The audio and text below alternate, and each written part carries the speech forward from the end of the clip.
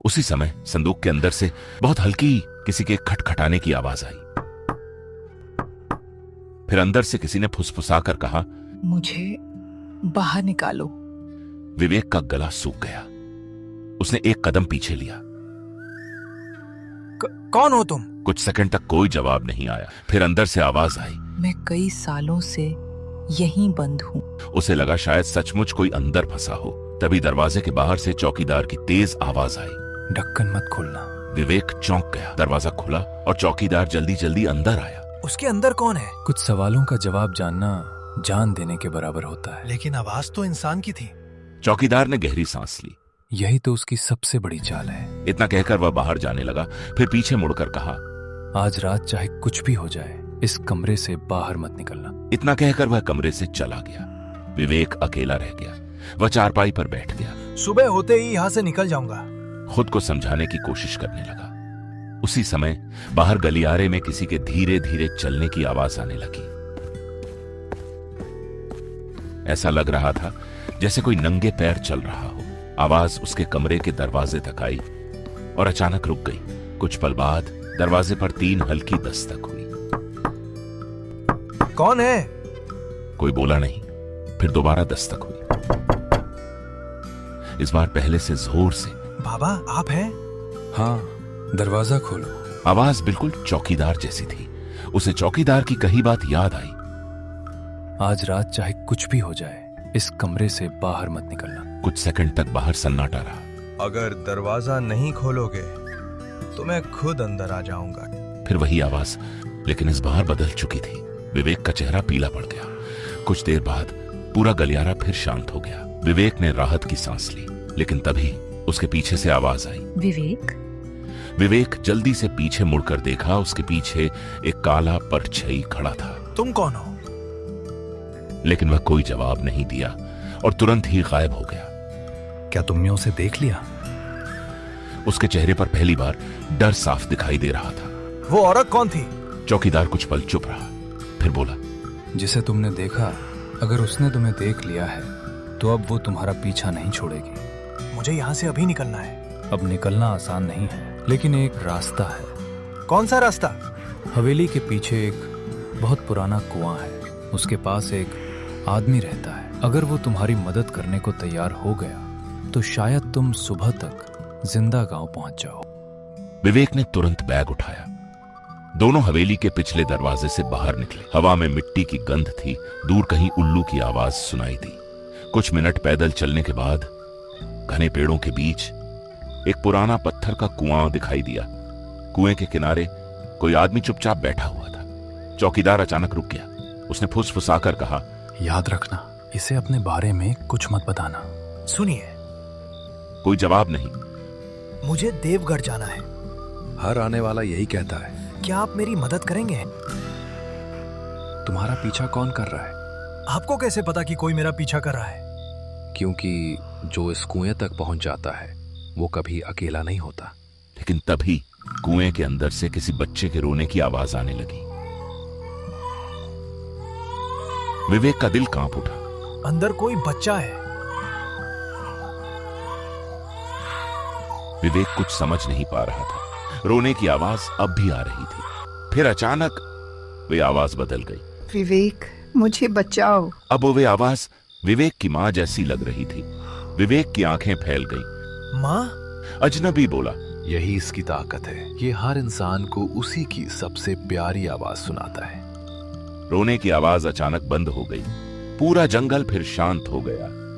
कुछ सेकंड बाद अजनबी पहली बार विवेक की तरफ मुड़ा।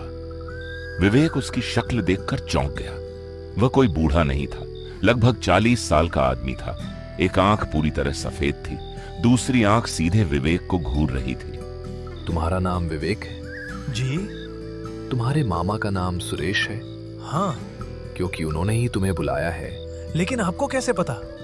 लेकिन जिस वजह से बुलाया है वो तुम्हें नहीं पता। मतलब? विवेक हैरान रह गया। अजनबी कुछ कहने ही वाला था कि अचानक दूर हवेली की दिशा से किसी औरत की तेज चीख सुनाई दी। अजनबी का चेहरा गंभीर हो गया। वो अब जाग गया तुमको ये से निकलना वह चाहिए। और चौकीदार जंगल के रास्ते आगे बढ़ने लगे। लगभग 15 मिनट तक दोनों बिना बोले चलते रहे। अचानक चौकीदार रुक गया। क्या हुआ? चौकीदार ने कांपते हुए सामने इशारा किया। रास्ते के बीचों बीच एक औरत खड़ी थी। सफेद साड़ी, लंबे खुले बाल। उसके लंबे बाल हवा में धीरे धीरे हिल रहे थे। नजरें नीचे रखो, इसके चेहरे की तरफ मत देखना। विवेक ने तुरंत अपनी नजरें झुका ली। तभी उस औरत की धीमी हंसी पूरे जंगल में गूंजने लगी।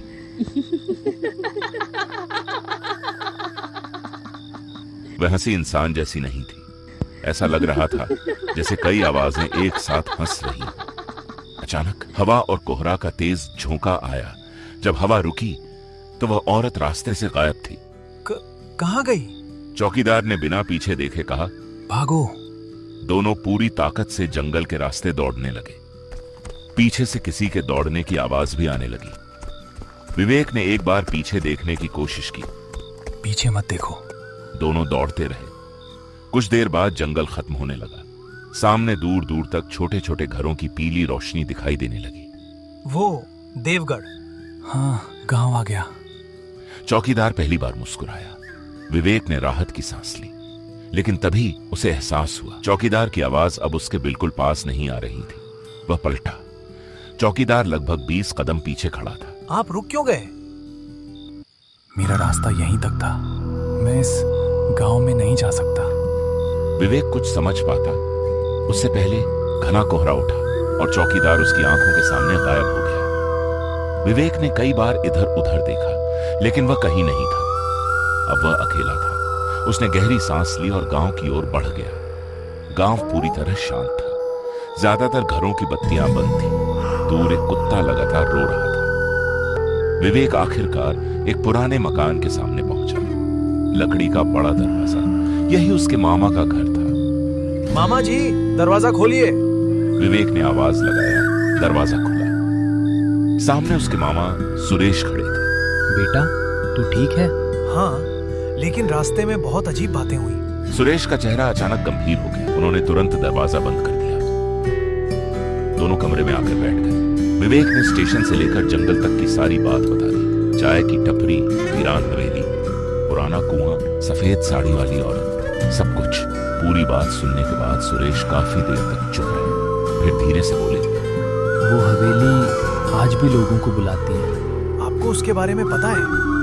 हाँ, और शायद इसी वजह से मैंने तुझे यहाँ बुलाया है। मतलब? सुरेश कुछ बोलने ही वाले थे कि अचानक घर के बाहर किसी ने दरवाजा खटखटाया।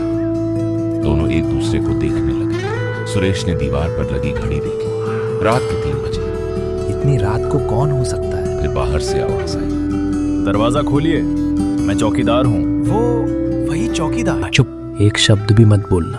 विवेक, दरवाजा खोलो, मैं तुम्हें छोड़ने आया हूँ। मामा, इसकी आवाज बिल्कुल वही है। इसने मेरी जान बचाई थी। हो सकता है, लेकिन रात के इस समय कोई भी दरवाजा नहीं खोलता। पहले सुबह होने दो। फिर सुरेश कुछ देर बाद बोले, तुम जिस चौकीदार के साथ आए थे उसका मृत्यु 20 साल पहले हो चुका था। बाहर कुछ देर तक सन्नाटा छाया रहा। फिर किसी के कदमों की आवाज धीरे धीरे दूर जाने लगी। विवेक ने राहत की सांस ली। लगता है चला गया। अभी यकीन मत करो। मामा, आपने कहा था कि चौकीदार की मौत 20 साल पहले हो गई थी। हाँ, फिर मैं उसके साथ कैसे आया? सुरेश कुछ पल चुप रहे, फिर बोले, गांव के बुजुर्ग कहते हैं कि उसने अपनी आखिरी सांस तक लोगों की रक्षा की थी। शायद इसलिए आज भी लोग मानते हैं कि वो भटके हुए मुसाफिरों को सही रास्ता दिखा देता है। तो उसने मेरी भी मदद की? शायद। कमरे में फिर सन्नाटा छा गया। बाहर अचानक एक कुत्ता जोर से रोने लगा। ये कुत्ता लगातार क्यों रो रहा है? गांव में लोग कहते हैं कि जानवर कई बार ऐसी चीजें महसूस कर लेते हैं जो इंसान नहीं कर पाते। विवेक ने कोई जवाब नहीं दिया। धीरे धीरे रात बीतने लगी। मुर्गे की पहली बांग सुनाई दी। सुरेश उठे। चलो, अब बाहर चलते हैं। दोनों बरामदे में आए। दोनों गांव के चौपाल की तरफ चल पड़े। रास्ते में कुछ बुजुर्ग बैठे थे। एक बुजुर्ग ने विवेक को देखकर पूछा, बेटा, तुम रात वाली ट्रेन से आए थे? जी। जंगल वाले रास्ते से? हाँ। और तुम चौकीदार से मिले थे?